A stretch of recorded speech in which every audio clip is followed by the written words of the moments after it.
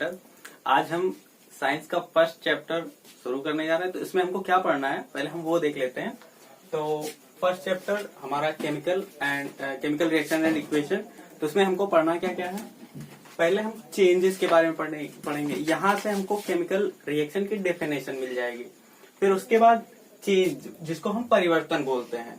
फिर उसके बाद केमिकल रिएक्शन हमको देखना है। जो चैप्टर का नाम है रासायनिक अभिक्रियाएं, तो हमको रासायनिक अभिक्रियाओं के बारे में पढ़ना है। फिर उसके बाद केमिकल इक्वेशन। तो केमिकल इक्वेशन क्या होता है?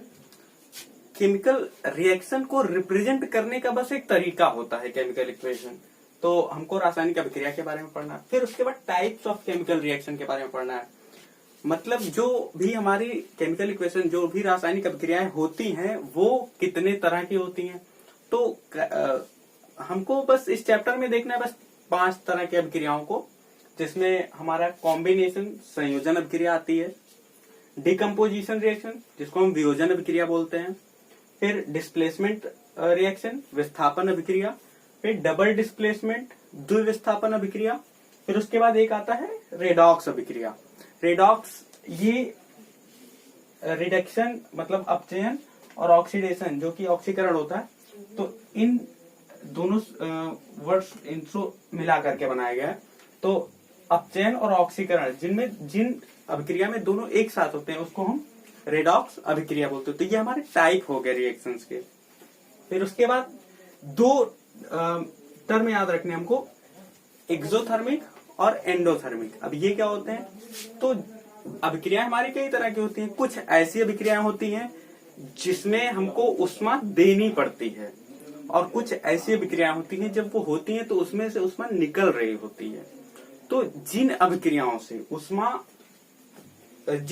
को ऊष्मा की जरूरत होती है, मतलब जिनको ऊष्मा देना पड़ता है, उनको हम ऊष्मा शोषी या एंडोथर्मिक रिएक्शन बोलते हैं। ऊष्मा शोषी अभिक्रिया या फिर एंडोथर्मिक रिएक्शन। जिन रिएक्शन में हीट रिलीज होती है, जिस अभिक्रिया में ऊष्मा उत्पन्न होती है, उसको हम एक्सोथर्मिक या ऊष्मा क्षेपी अभिक्रिया बोलते हैं। तो ये बस हमको इसकी मीनिंग बस हमको पता होना चाहिए, एंडोथर्मिक और एक्सोथर्मिक की। इसकी डेफिनेशन भी यही है। तो और इसके बारे में कुछ ज्यादा देखना नहीं। फिर उसके बाद 2 एप्लीकेशन आते हैं इस ऑक्सीडेशन रिडक्शन के, ऑक्सीडेशन के ही हैं दोनों। तो यहाँ पे हमको क्या देखना है, कोरोजन क्या होता है और रेंसिडिटी क्या होती है। तो कोरोजन मतलब कोई भी जो मेटल होता है, जब वो अपने एनवायरमेंट में रखा जाता है तो वो अपने एनवायरमेंट के जो भी एसिडिटी होती है, जो ह्यूमिडिटी होती है, या जो आर्द्रता होती है, या जो नमी, उनसे रिएक्ट करके अपना ऑक्साइड बना लेता है। इसको हम संक्षारण बोलते हैं। फिर उसके बाद रेंसिडिटी क्या होती है? तो जो भी हमारे तैलीय खाद्य पदार्थ होते हैं, वो जब लंबे समय तक वायु के संपर्क में रखे जाते हैं तो उनका स्वाद और टेस्ट ये सब बदल जाता है बिल्कुल। इसी को हम विकृत गंधिता बोलते हैं। तो हम शुरू कहाँ से करने वाले इस चैप्टर को? ये पूरी चीजें हैं जो हमको फर्स्ट चैप्टर में पढ़नी है। फिर उसके बाद हम यहाँ पे अपना पहला टॉपिक स्टार्ट करते हैं, परिवर्तन। हम अपना देखते हैं। फिर उसके बाद चेंज, परिवर्तन के बारे में। तो ये चेंजेस जो होते हैं ये हमारे पास 2 तरह के होते हैं, एक फिजिकल चेंज और दूसरा केमिकल चेंज। तो फिजिकल चेंज क्या होता है? जिसमें किसी भी ऑब्जेक्ट का बस केवल उसका ऊपर का स्ट्रक्चर ही बदल जाएगा और रहेगी सेम चीज, उसका कोई भी जो केमिकल प्रॉपर्टी होगी वो नहीं चेंज होने वाली है फिजिकल चेंज में। लेकिन केमिकल चेंज में क्या होता है, कोई सब्सटेंस रहेगा और जब वो केमिकली चेंज हो जाएगा तो वो एक नया सब्सटेंस बन जाएगा। इसको हम बोलते हैं केमिकल चेंज। तो अगर हम एग्जांपल देखें फिजिकल का, तो जैसे ग्लास होता है, कांच का ग्लास, उसका टूटना फिजिकल चेंज है, क्योंकि वो टूटने से पहले भी कांच ही था और टूटने के बाद भी कांच ही रह गया। फिर जैसे गेहूं से आटे का बनना, ये भी फिजिकल चेंज है, क्योंकि गेहूं कहीं ना कहीं वो बस आटा ही था, वो एक सॉलिड फॉर्म में था। तो ये भी एक हमारा फिजिकल चेंज, भौतिक परिवर्तन ही है। तो हमको ये 2 चीजें ध्यान में रखनी है कि भौतिक परिवर्तन में बस केवल उसका रूप चेंज होगा, जो पदार्थ था वही पदार्थ रह जाएगा। और रासायनिक परिवर्तन में एक नया पदार्थ बन जाएगा। रूप चेंज हो ना हो लेकिन पदार्थ नया बन जाएगा। तो एग्जाम्पल जैसे हम देखते हैं, दूध से दही का बनना एक रासायनिक परिवर्तन है। कागज का जलना ये भी एक रासायनिक परिवर्तन है। अब मोमबत्ती का जलना, हाँ यहाँ पे एक कंफ्यूजन रहता है कि कागज का जलना हमको पता है रासायनिक परिवर्तन होता है, लेकिन मोमबत्ती का जलना भौतिक परिवर्तन होता है, क्योंकि मोमबत्ती जलती नहीं है, बस वो केवल पिघलती है। तो पिघलती है मतलब पहले भी मोम था और बाद में भी मोम ही रह गया। तो ये भौतिक परिवर्तन है। आगे हमको देखने हैं जो हमारी डेफिनेशन आने वाली है केमिकल रिएक्शन की, वो यही केमिकल चेंज से ही आने वाली है। तो हम अपना अगला देखते हैं। अगला टॉपिक हमारा केमिकल रिएक्शन। अगला हम अपना देखते हैं केमिकल रिएक्शन। तो केमिकल रिएक्शन में हमने क्या देखा था, जब भी कोई केमिकल चेंज होता है, whenever a chemical change occurs then we can say a chemical reaction has taken place. तो जब भी कोई एक केमिकल चेंज होगा तो हम कह सकते हैं कि हाँ केमिकल रिएक्शन हुआ है। अब यहाँ पे हम एग्जांपल जैसे अपना देखें तो food gets digest in our body, जो भोजन हमारे शरीर में पचता है वो भी एक रासायनिक अभिक्रिया है। रस्टिंग ऑफ आयरन, लोहे में जंग का लगना, तो ये भी एक रासायनिक अभिक्रिया है। फिर उसके बाद burning of magnesium ribbon, magnesium ribbon जो होता है उसको आप जला दीजिए हवा में, तो वो भी एक रासायनिक अभिक्रिया ही होती है। तो ये सारे हमारे रासायनिक अभिक्रियाओं के एग्जाम्पल रहे। जैसे मैग्नीशियम रिबन जो एयर में जल रहा है, इससे रिलेटेड एक क्वेश्चन भी आता है, आगे उसको हम डिस्कस करेंगे। तो यहाँ पे ये लास्ट हमारा रहा। अगला हम देखते हैं अपना केमिकल इक्वेशन, रासायनिक समीकरण। तो ये रासायनिक समीकरण क्या होता है, अभी हमने जो पढ़ा रासायनिक अभिक्रिया या केमिकल रिएक्शन, तो केमिकल रिएक्शन को रिप्रेजेंट करने के लिए भी कुछ हमको टर्म्स चाहिए होते हैं, कुछ सिंबल्स चाहिए होते हैं। तो जब उन सिंबल्स के फॉर्म में हम उसको लिख देते हैं, उसी को हम केमिकल इक्वेशन बोलते हैं।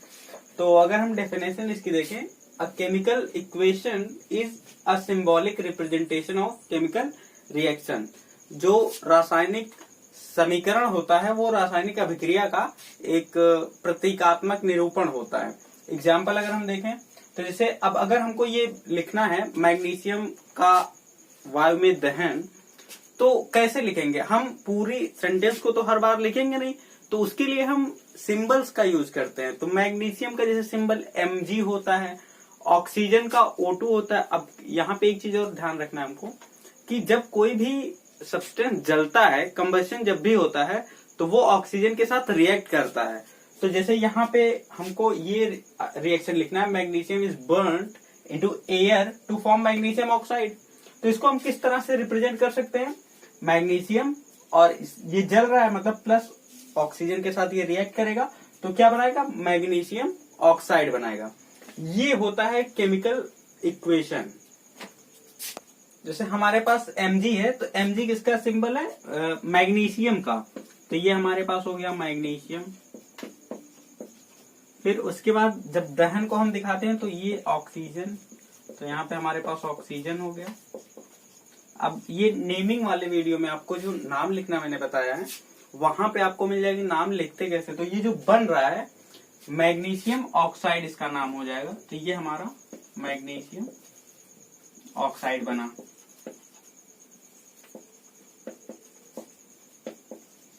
तो अब जैसे इन बातों को हम बस इसी सिंबल से ही समराइज कर देंगे, तो ये ही होता है केमिकल इक्वेशन। अब केमिकल इक्वेशन दो तरह के होते हैं हमारे पास, एक बैलेंस्ड होता है जिसको हम संतुलित रासायनिक समीकरण बोलते हैं, और एक अनबैलेंस्ड होता है, असंतुलित। तो अभी यहाँ पे जो लिखा गया है वो असंतुलित है। तो आगे हम संतुलित और असंतुलित में डिफरेंस देखते हैं। अब इससे हमने पहला अपना देखा रासायनिक अभिक्रिया। तो रासायनिक अभिक्रिया में जो हम अपनी बाएं तरफ लिखते हैं, एक तीर से हम रासायनिक अभिक्रिया को दिखाते हैं, तो इस तीर के जो बाईं तरफ लिखा होता है उसको हम अभिकारक बोलते हैं, रिएक्टेंट बोलते हैं, और जो तीर के दाईं तरफ लिखा जाता है उसको हम प्रोडक्ट या उत्पाद बोलते हैं। अब रासायनिक अभिक्रिया के बाद हमने रासायनिक समीकरण पढ़ा था। तो समीकरण क्या था, उसी रासायनिक अभिक्रिया का जो प्रतीकात्मक निरूपण था, एक उसको हमने रासायनिक समीकरण बोल दिया। अब ये समीकरण हमारे पास दो तरह के होते हैं, एक होता है असंतुलित और एक संतुलित। तो जैसे अभी हमने पिछले एग्जाम्पल में देखा मैग्नीशियम ऑक्साइड का, तो वो जो अभिक्रिया थी, वो जो इक्वेशन मैंने लिखा था वो अनबैलेंस था, असंतुलित था। अब हमको संतुलित, ये एक चीज इस चैप्टर में सीखनी है। तो संतुलित होता क्या है, यहाँ पे हमको क्या एक चीज है जिसको हमको ध्यान में रखना है, तो वो है परमाणुओं की संख्या अभिकारक और उत्पाद में जब हम समान कर ले जाएंगे, उसको हम संतुलित रासायनिक समीकरण बोलते हैं। तो यहाँ पे रासायनिक समीकरण में हमको बस ये असंतुलित और असंतुलित तो हो जाता है, क्योंकि कोई भी अभिक्रिया लिखी है तो वो पहले शुरू में जब लिखी जाती है तो असंतुलित होती है, बाद में उसको बैलेंस किया जाता है। तो ये बैलेंस करना हमको सीखना है। अगला, जैसे हमने अभी देखा कि एक हमारे पास अनबैलेंस था और एक बैलेंस था। अब अनबैलेंस क्या होता है, तो जैसे ये मैग्नीशियम प्लस ऑक्सीजन, तो मैग्नीशियम ऑक्साइड बनेगा। अब मैग्नीशियम ऑक्साइड, ये तो हमारा केमिकल इक्वेशन हो गया, तो अब इसको बैलेंस करना है, यही चीज हमको सीखनी है। तो इसके कुछ तरीके होते हैं। ये जो दो यहाँ पे लग गया, ये दो यहाँ पे लगे, जादू से नहीं आया है, इस तरीके से आया है। तो वो अभी वही तरीका हमको देखना है कि वो किस तरह से आया है। अच्छा, इसके लिए जो आपकी some basic concept of chemistry की जो वीडियो, वो जरूर देखना। अगर वो जो आई बटन में आपको दिया जा रहा है, अगर आप उसको नहीं देखेंगे तो ये चीज समझ में नहीं आएगा। तो ये जो दो आया, तो ये अभी आप पहले बैलेंस्ड और अनबैलेंस्ड का एग्जाम्पल ही बस देखिए, आगे हम इस बैलेंस करना सीखते हैं एग्जाम्पल के हिसाब से, एग्जाम्पल जैसा भी दिया होगा। अब जैसे हाइड्रोजन है और क्लोरीन है, तो हाइड्रोजन और क्लोरीन मिलकर के हाइड्रोक्लोरिक एसिड बना, ठीक है। तो ये तो इक्वेशन हो गया अनबैलेंस्ड। अब बैलेंस क्या होगा, तो यहाँ पे H2 प्लस Cl2 और क्या बनेगा, 2HCl बनेगा। फिर उसके बाद N2H2, मतलब अब ये N2 जो है वो नाइट्रोजन का सिंबल है, H2 हाइड्रोजन का सिंबल है, और बन क्या रहा है, अमोनिया। तो यहाँ पे अनबैलेंस्ड और सेम इधर फिर यहाँ पे N2 प्लस 3H2। अब ये 3 कैसे आया, फिर उसके बाद जो बन रहा 2NH3, तो ये फिर 2 कहां से आया। इसी को, यही चीज हमको सीखनी है कि, तो उसको हम संतुलित समीकरण बोलते हैं। तो ये अपने आप से नहीं आता है, इसके कुछ तरीके होते हैं। तो सबसे पहले तो हमको नाम पता होना चाहिए, या इन दोनों की कॉम्बिनेशन से कौन सा प्रोडक्ट, कौन सा कंपाउंड बनेगा वो भी पता होना चाहिए। और वैलेंसी, जो चार्ज मैंने बताया था, वो चार्ज आपको याद होने चाहिए, तो ये बैलेंस करना आ जाएगा। हम बैलेंस करना सीखते हैं। तो जैसे रासायनिक समीकरण को संतुलित करने के लिए बस हमको एक ही चीज याद रखना है कि अभिकारक में जितने परमाणु है उतने ही परमाणु हमको उत्पाद में भी रखने हैं। हाँ, कुछ तरीके, जैसे एक हम hit and trial method use करते हैं इसको बैलेंस करने के लिए। तो जैसे अपने रासायनिक या गणित में समीकरण पढ़े हैं, तो वहां पे हम विलोपन विधि से उसको सॉल्व करके अपना एक टर्म को जो विलोपित कर देते थे, तो उसी तरह से हमको यहाँ पे यूज करना। तो जैसे एक रिएक्शन हमारे पास है नाइट्रोजन प्लस हाइड्रोजन, मतलब जब नाइट्रोजन और हाइड्रोजन रिएक्ट करते हैं तो अमोनिया, NH3 क्या होता है, अमोनिया होता है। तो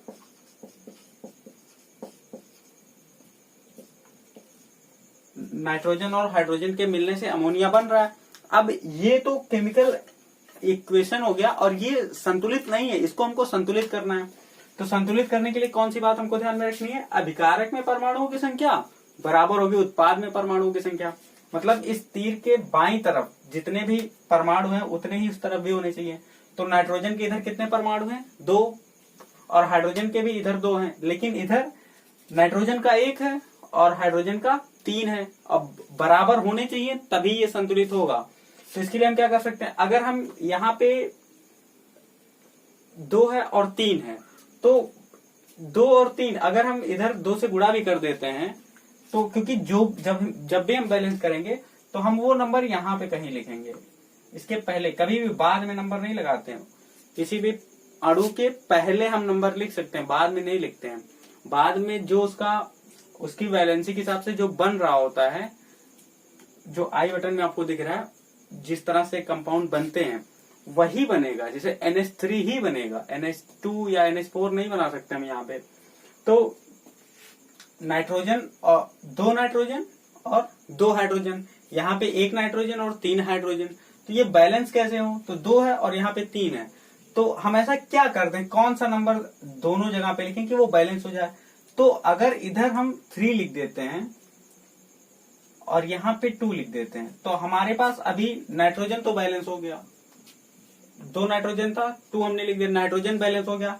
हाइड्रोजन इधर, अब पहले इसको मिटाते हैं जरा भी, हाइड्रोजन को पहले इधर देखते हैं। तो यहाँ पे कितना है, 3 यहाँ पे और कितनी बार, 2 बार, तो 3 2 6 हो जाएगा।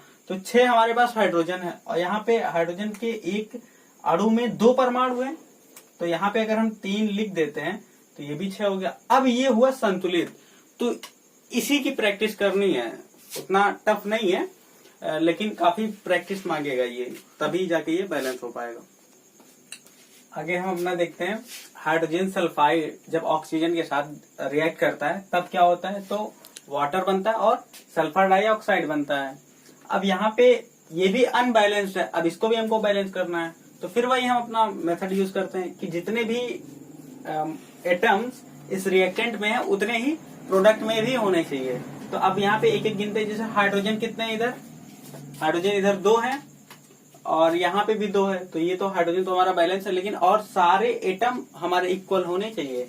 सल्फर कितना है, सल्फर यहाँ पे 1 है लेफ्ट हैंड साइड में, और इधर रिएक्टेंट प्रोडक्ट में भी 1 ही है। ऑक्सीजन अगर हम देखें तो ऑक्सीजन यहाँ पे 2 है हमारे पास और इधर 3 है।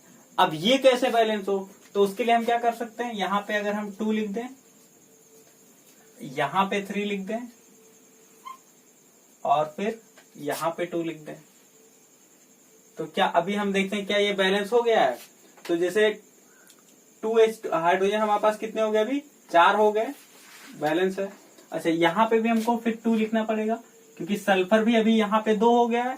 तो अब तो क्या सारे एटम्स बराबर हैं, हाइड्रोजन 4 इधर 4 इधर है, ऑक्सीजन यहाँ पे 4 क्योंकि O2 2 बार है तो 4 ये हो गया, और फिर उसके बाद यहाँ पे 2 तो 6 ऑक्सीजन हमारे पास हो गए, यहाँ पे भी 6 और सल्फर 2। तो ये हमारा इक्वेशन बैलेंस्ड है। इस तरह से हमको करना है कि अब यहाँ पे जितने इस तरफ सारे एटम है उतने ही रिएक्टेंट में भी, मतलब जितने रिएक्टेंट में उतने ही प्रोडक्ट में। तो ये बैलेंस हमारा इक्वेशन है। तो यही मेथड हमको सारे में यूज करना है। अब जैसे यहाँ पे बेरियम क्लोराइड और एल्यूमिनियम सल्फेट, इनको बैलेंस करना, तो बन क्या रहा है, बेरियम सल्फेट और एल्यूमिनियम क्लोराइड बन रहा है। अब यहाँ पे भी हमको परमाणु की संख्या समान कर रही है।